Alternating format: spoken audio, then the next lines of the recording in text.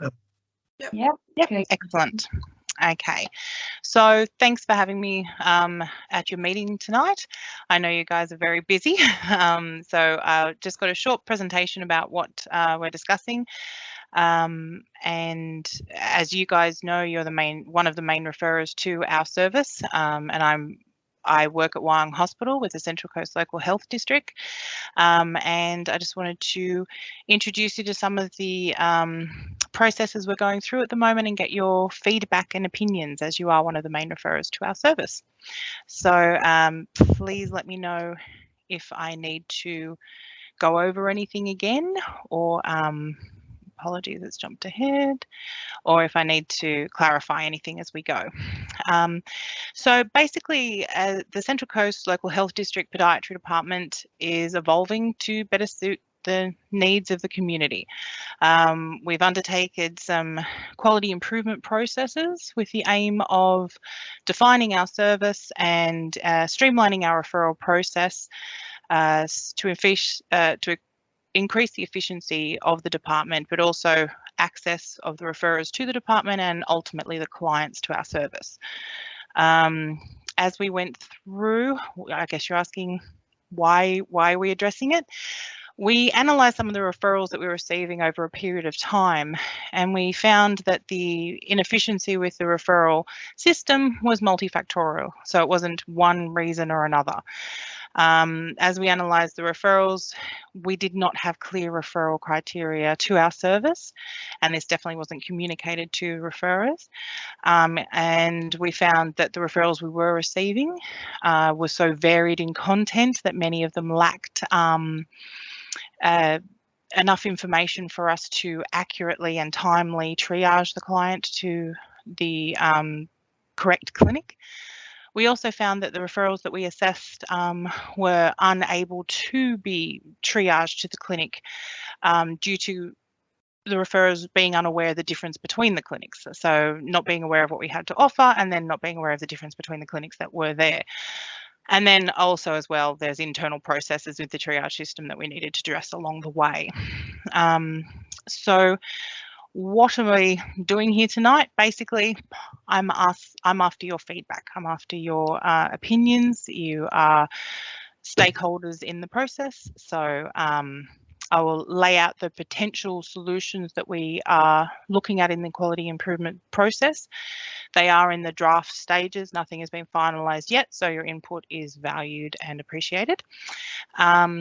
So some of the potential improvements we're aiming to address those problems we were finding is defining the service, saying what we have to offer, and here it is. So essentially we're looking at rebranding the name of the service and then the clinics to try and stop that confusion that has been apparent in the referrals that we did go over. And another way of addressing the information or the content that was coming in the referrals is standardizing the referral form itself, so we get the same information from the referrers regardless of the source of the referral. And then of course we're looking at internal processes as well to hopefully address other inefficiencies that we're experiencing.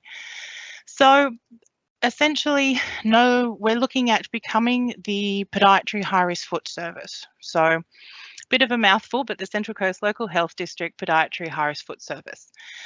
For clients to access this service, they must have an active wound below the ankle or malleoli, and or they don't have to have the wound present if they have a suspected acute Charcot-neuropathy. So under our high-risk foot service, we have the option of 2 clinics. So Clinic 1 is our wound clinic, is staffed by experienced podiatrists in managing the high-risk foot. It's operational at Wyong and Gosford 5 days a week. And referral to this clinic is accepted from health professionals in general. So definitely general practitioners, allied health, private podiatry, community nursing. If they've identified their client with a wound below the ankle that needs our service or acute Charcot, then they can refer into that clinic. The other clinic we have is, just calling it Clinic 2, formerly the high-risk foot clinic, but we're renaming it to better represent what it actually has on offer.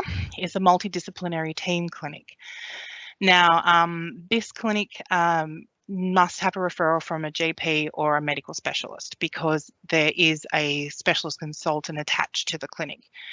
This clinic is not run daily, it's only run weekly, alternating between Gosford and Wyong hospitals. So it's not a 5-day-a-week service because it is so specialised. We do have access to diabetes educator, dietitian, podiatrists who specialise in wound management and high-risk foot management, but it is limited to fortnightly basis at each place. So 1 week at Wyong, 1 week at Gosford, and that does need a GP or specialist referral.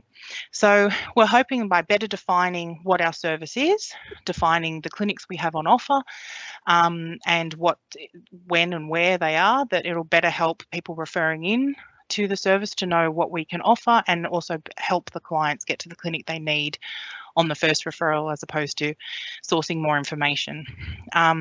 So that's the rebranding. The next thing we're looking at, and I want to stress this is in a draft stage, it doesn't have draft written across it, but it is still draft and open for amendments. The standardised referral form to our high-risk foot service outpatient clinics. So we wanted to put as much information into this, and your opinion and feedback will be valuable tonight. We wanted to see how the form looks and flows. Sorry, did I just cut someone off? I'm sorry, I think you've got some additional slides you want to show us. Oh, my goodness. We're on the What's New slide. Sorry, it hasn't changed over there. That you want to change that to another one. Apologies, Brooke. It hasn't changed on that screen. I don't know why. Sorry. That's okay. Your opinion still matters, though. So sorry, that's the one I was just addressing with the Clinic 1, Clinic 2, with our rebranding of our service. And then the next slide, very important that you can actually see what I'm talking about, thank you, Brooke, is the draft referral form to our service. So on this form, we wanted to lay it out very clearly, when it should be used.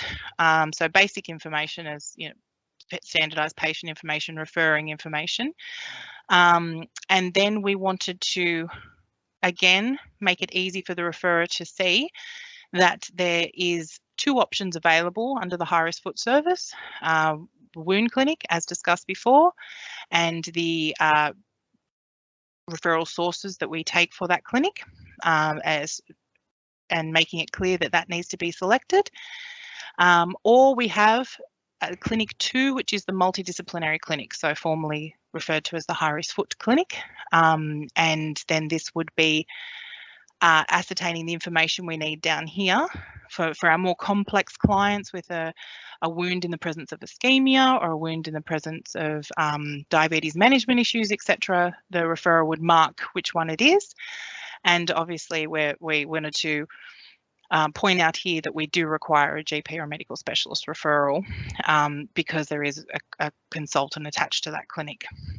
So then it would come down to basic information that you guys would be wanting to convey to us, that any referrer would want to convey to us, and any information that the referrer finds pertinent from their assessment. So after selecting which clinic that they were after, it would be utilising this grading system at the bottom. So this has kind of been adapted from the SINBAD grading system, which was recommended by Diabetes Feet Australia guidelines as a communication tool of wound severity, etc. So we would be getting our information on the wound specifically in this area, and also this would be assisting with triage in how urgent the client needs to be seen. So essentially, the category is the wound location, whether it's on the digits or the forefoot, or the midfoot or the hindfoot, and then you'd be marking where it applied. So digits, if it was on the top of a toe, it would get a 0 score. And then we would ask that we get the exact location. Then if it was ischemia, if you're able to palpate pulses in that limb with the wound, then it would get a 0. But if you were unable to palpate any pulses, so dorsalis, pedis, posterior tibia were absent, it would then get a rating of 1. So as we go through, it would just be information that you would be getting from your basic wound assessment anyway. No extra equipment or anything needed to get this information. And then you would be grading it as you went down the system. At the bottom, it would then give us a number out of 6 relating to what you marked. So if it was on the heel, there was no pulses, you knew they had peripheral neuropathy, you were worried about infection, and it was 5 centimeters large, then you would be rating it but then it was superficial, you'd still be rating it a 5 out of 6. Now with this grading system, anything above 2 would then be assessed by a senior clinician as the referral kind of came in, and then that way we're able to establish urgency with the referral as well.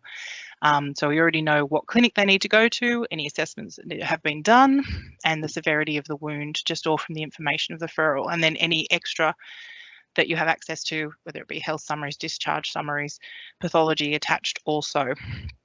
And then on the back of the form, we just wanted to include all that information that you may want to know about the clinics, but again, have not had access to, or it has not been communicated well.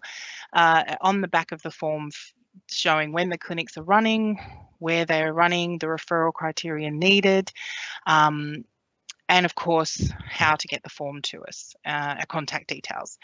So that's essentially the form that is in draft stages. It is not finalised, and feedback will be vital on that. But another thing we're after is, once we have this finalised, how do we best communicate the information to general practitioners in the community? It will be added to Health Pathways. There is an older form on there at the moment, and that will be replaced when the form is finalised and ready to go. It'll also be added to the community allied health pages and to the podiatry intranet page as well. But obviously, if there's a better way to distribute or get the information to you, we're open to suggestions, whether it be mailing, whether it be faxing to your clinics, or whether there's another avenue to distribute for it to be used. And that's basically what I have. Thank you for your time, and all feedback welcomed. Thank you. Thank you, Kate. If you like, I'll pop the form page back on there if there's any questions or anything. All right, I'll go in first, then I'll let my colleagues and everyone come in. Now, Kate, in terms of the referrals, where they're coming from, do you receive from aged care? That's my first question, from like nursing home facilities. And my second question will be, how are you relating with the community nursing? Because they also do wound dressing. Yes. And then the last one was just to what we're talking about in terms of distribution. I'm not sure, probably maybe Erica may know, in terms of putting the forms in our software. We can download them. We use different softwares, different GPs, and then they can self-populate, and we can have them in there, and does more job, and then we just finish what we need to finish off. Yeah. Okay. So I'll start with the question in relation to aged care facilities. Yeah. So essentially, there should be access within the home, as my understanding, for podiatry to be, there should be podiatrists servicing that home, and then we are happy to communicate with them if they need more support with dealing with wounds, etc. But because that service is available within the home, a podiatrist should be able to debride, to a certain extent, wounds within the home or facility, I should say, and be serviced with the podiatrist is already coming to that facility. But if they need extra support, we're open for them to call us and to contact us and work together. But essentially, if they already have access to it within the home, then it's encouraged to go via the one that's already servicing that facility. Yeah. As far as community nursing, yes, community GPs are main referrer to us. The other one is community nursing. So we are actually trying to get the form also put onto the software, I guess you call it, that they use, Comcare, that they are currently on that platform. So the form will be available to community nursing in their referral section on that software. That's actually the software that we currently use at the moment too. So they will have access to the form in the fillable format, because we have a way of getting that on there. As far as getting an electronic version to the community, so far, within the time constraints of the quality improvement project, we haven't been able to figure out how we can get that there in a fillable version, digital version in a way. But it is something that we still will be working on once we have the form done and completed and people are happy with the form for use, then that is something potentially down the track that, yes, we are looking at, because it was raised as well from an inpatient's perspective on discharge planning. It would be great to have an electronic version on their systems that they could fill in. So yeah, it is definitely an avenue that we will be following as we move along. Yeah.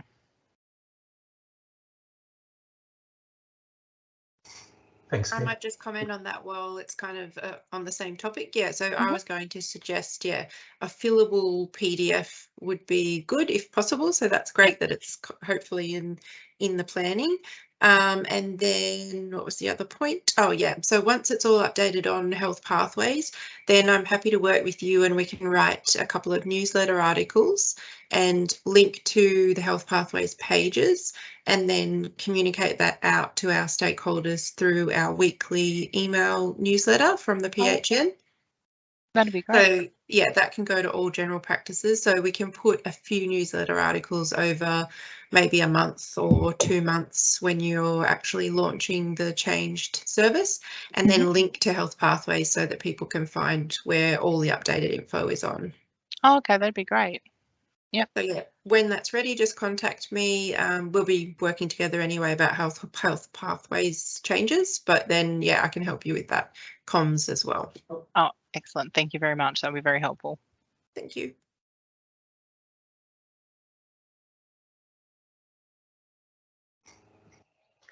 And thanks, Kate. That was great. And I'm just wondering, when will the new revamped, like, is it already happening, the new service, or is it transitioned over yet? I'm just wondering about the wait list as well. Okay, yep. So at the moment, it hasn't transitioned over. It's all in the process of the building for the rollout, essentially. When everything is finalised and approved, and then we can get the area communications out and things like that along the way.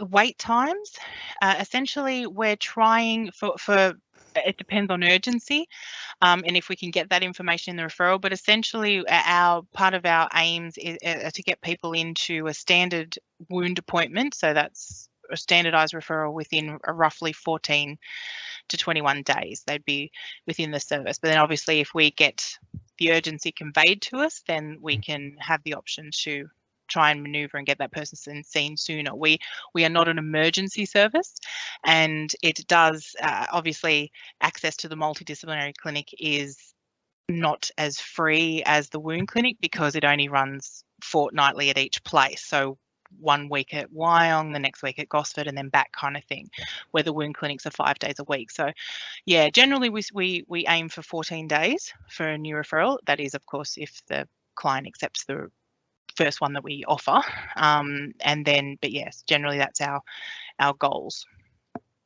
And is it possible to switch, like you might get them into the wound clinic to get them in more urgently for wound care? Yes. Can they then switch to the...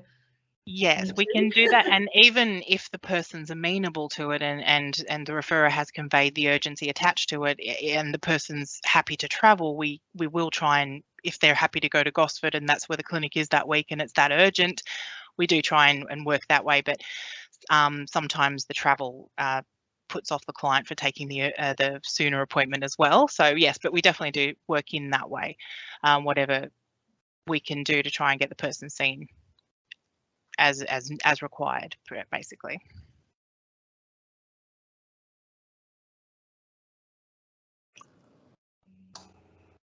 Any other questions?